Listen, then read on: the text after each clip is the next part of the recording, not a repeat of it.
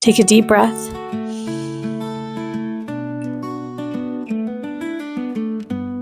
Set some candles. Journal.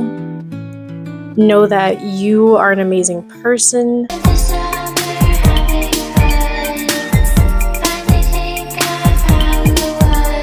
Hello YouTube, welcome back to my channel. It's me, Tatiana, aka Sweet Tea, and today I'm doing another mental health video for you guys. So the topic is going to be anxiety. I've been putting off this video, not for any specific reason, just haven't been as motivated to do a video since filming the first two. And I don't know, maybe it's because I personally struggle with anxiety. And if you have anxiety yourself, it's anxiety provoking to talk about your own anxiety and your experiences because you remember the feelings that you have, that, racing heart and just feeling uncomfortable. I think a lot of people can relate to having anxiety, but I think that actually struggling with it to the point it becomes like an illness or something that you experience on a more regular basis is something that needs to be talked about for sure. And we need to discuss ways we can help and reduce anxiety in our society overall. So, what is anxiety disorder? I know people talk about anxiety a lot, and you have a general idea of what anxiety is. Like if you're going to give a speech or something, you have that anxiety, or what people think of as nervousness, and that is short-lived. But the DSM-5 categorizes it, or the DSM-5 defines it as excessive worry and apprehension that occurs more days than not for at least 6 months. And you must have 3 or more symptoms of the following: restlessness, fatigue, difficulty concentrating, irritability, muscle tenseness, sleep disturbances. And the disorder is different from temporary feelings because it involves more intense feelings of fear and anxiety. So that's what the DSM-5 categorizes the anxiety disorders as. And once again, the DSM-5 is the diagnostic manual for the psychiatric disorders, and it goes through the definitions, symptoms, basically helps people to diagnose people. And yeah. So why do we experience this? I know we have a general idea of what it is, but why do we experience anxiety? Now, there's the fight or flight response. We were born with this as young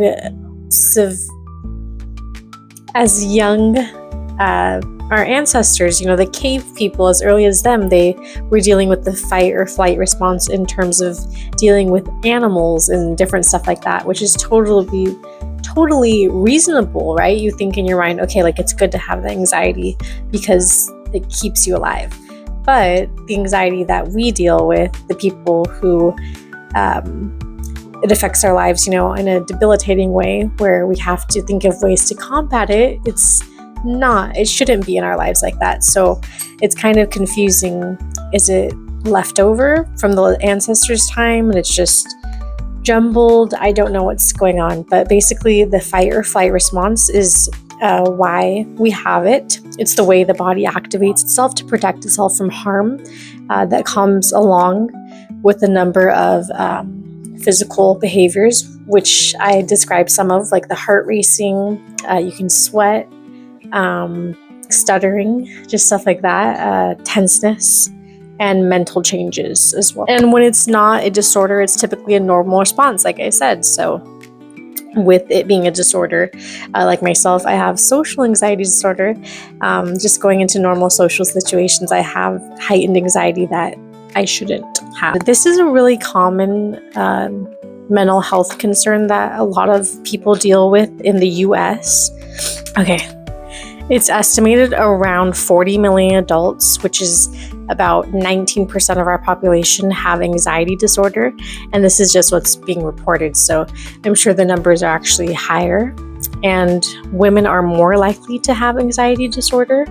And there's a lot of different types of anxiety disorders. I've mentioned the social anxiety disorder, which is the one that I struggle with the most. There's also generalized anxiety disorder, panic disorder, phobias.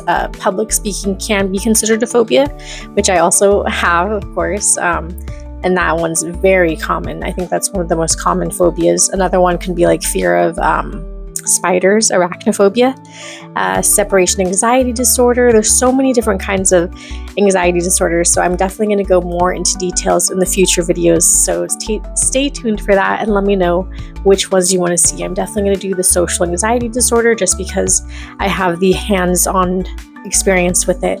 But if there's any that really stick out to you and you want to hear more about, please let me know in the comments. Okay, so we went through what it is, a little bit of why, but more of why. We know why it happened for the cave people, but why is it happening to people like myself where you shouldn't necessarily have that anxiety?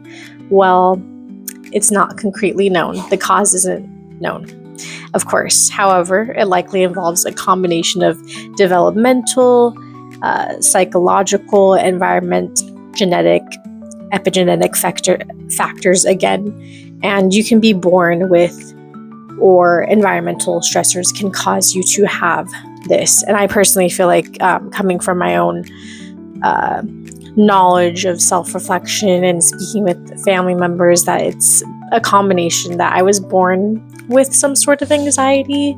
My birth was kind of long and traumatic, you can say, because it wasn't so simple for me to be born in the hospital. And my mom also has anxiety, so I feel like there's some genetic factors going on. And then environmental factors, of course, when you come out already anxious and you're put into social situations and just anxiety-provoking situations that are normally anxiety-provoking, but for somebody who has an anxiety disorder where your brain reacts heightened, then you're going to react more anxious to situations like presentations and just different stuff like that. So that's a little bit more of why we possibly have the anxiety disorders, but obviously nothing's set in stone. We don't know for a fact why some people have it and others don't, because I'm sure that there's other people who have had difficult births and anxious parents who maybe skip that gene and then don't have it environmentally, but I don't know. And then how to treat it. This is important because you can treat it, of course, with medication. I would talk to a psychiatrist. I mean, that's the only way I would recommend getting medication was to talk to a psychiatrist and to get it properly prescribed. And I've tried this for a short period of time, but I'm just not a big fan of the benzodiazepine class. Anything that's sort of like affects the mind in that sort of way, or like that's a downer, I'm not a fan of.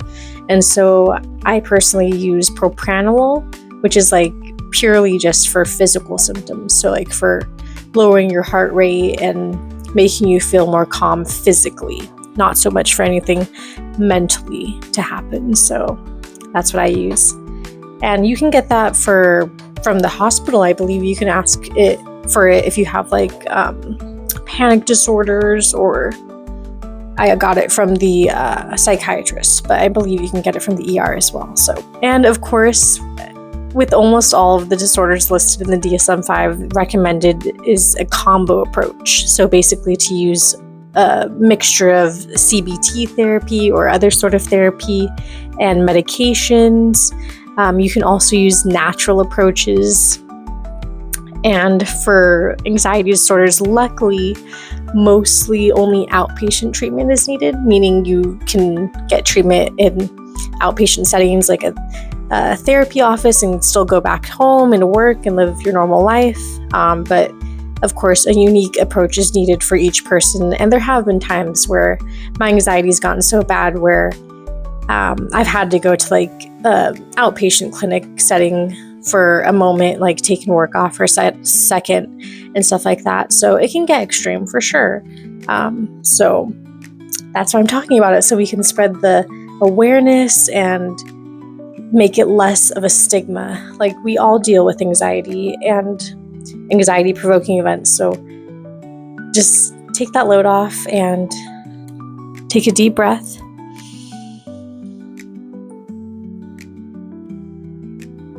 Set some candles, journal, know that you are an amazing person and that you are dealing with something that you don't necessarily deserve to deal with, and that you experience it. It doesn't control your life. You can find ways to combat it. If you've tried everything, I would definitely recommend seeing a professional to help with your anxiety, because they can open your eyes to a whole new world of different approaches, or even looking more into natural approaches. And I'm going to show you guys actually a book that I have that recommends different ways to help you reduce your anxiety with natural ways. So I'm going to show you that right now. It's called Cleanse to Heal. And it says healing plans for sufferers of anxiety, depression, acne, eczema, Lyme, gut problems, brain fog. Oh my gosh. Okay, there's so many different things listed here to help with, and that's why I really wanted to get the book, was because I started juicing, which I'm not doing anymore, but I really want to get back into, but also to see how I can help combat my anxiety that I have. And so I'm going to read some of the things that it says to help with anxiety. And this book is by Anthony William. I'm going to read what this book says about the anxiety and anxiousness. See if I can do this before my dogs annoy me any further. Okay, so it says, true cause of anxiety. When anxiety interferes with your life, it's caused by toxic heavy metals such as mercury, aluminum, and copper, viruses such as one of the over 60 varieties of Epstein-Barr virus, or one of the over 30 varieties of shingles virus, or a combination of both. Most of the time, it's both at once, with one cause more dominant depending on the individual case. Anxiety can be triggered, accelerated, or heightened by emotional conflict, although toxic heavy metals or a virus may be present for the anxiety to become sustained, chronic, and longer term. So that was for anxiety. And then for anxiousness, it says it comes and goes in a milder form. So basically they have two definitions. The anxiousness will be a little bit less supplements, I believe, to take. And then they recommend a bunch of supplements to take for anxiety, such as fresh celery juice, aloe vera, ashwagandha, B complex, GABA, lemon balm, L-lysine, magnesium glycinate, melatonin, spirulina, vitamin C, vitamin B12, vitamin D3, wild blueberry powder, zinc. So it's really good if you were into trying the natural approach. I haven't tried a fully natural approach, but I definitely want to, and I'll let you guys know and film my journey.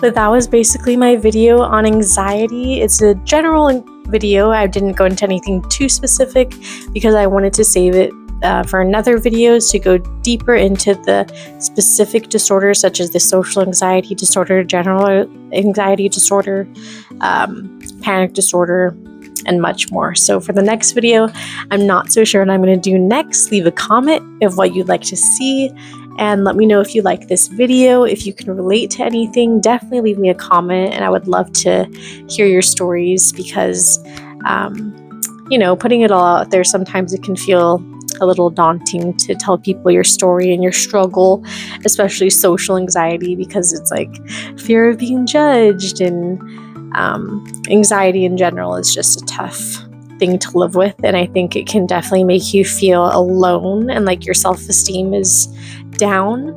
Oh, and that's also one thing I wanted to mention before I cut this video off, is that people with anxiety disorder also have a high rate of having it comorbidly with another disorder, such as depression.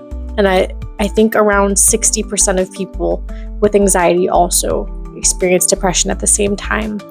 And other things to mention are also PTSD, acute stress disorder, OCD, and adjustment disorder, which people can have overlapping with the anxiety. So definitely a lot to talk about in terms of anxiety and how it affects a lot of different people. And I hope that you guys found this video educational, informational in some sort of way, and can pass along this information or found it useful for yourself. So thank you guys so much. Give me a like, subscribe if you can. I'll post these videos weekly. I know I was calling it Mental Health Monday videos, but now I'm just calling them mental health videos, so I can post them weekly when I can get to editing and filming them. So please subscribe, comment, like. It does help me a lot to keep making these videos. Thank you guys so much, and have a great week.